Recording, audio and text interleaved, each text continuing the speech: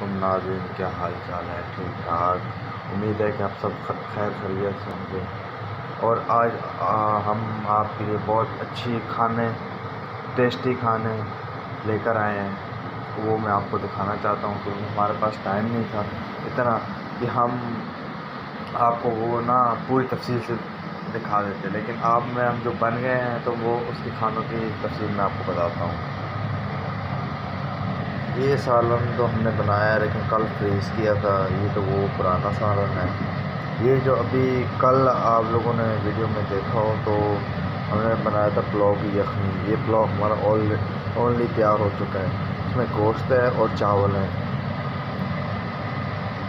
और ये हमने बनाई है कढ़ाई, चिकन कढ़ाई, जब देख रहे हो बन रही है।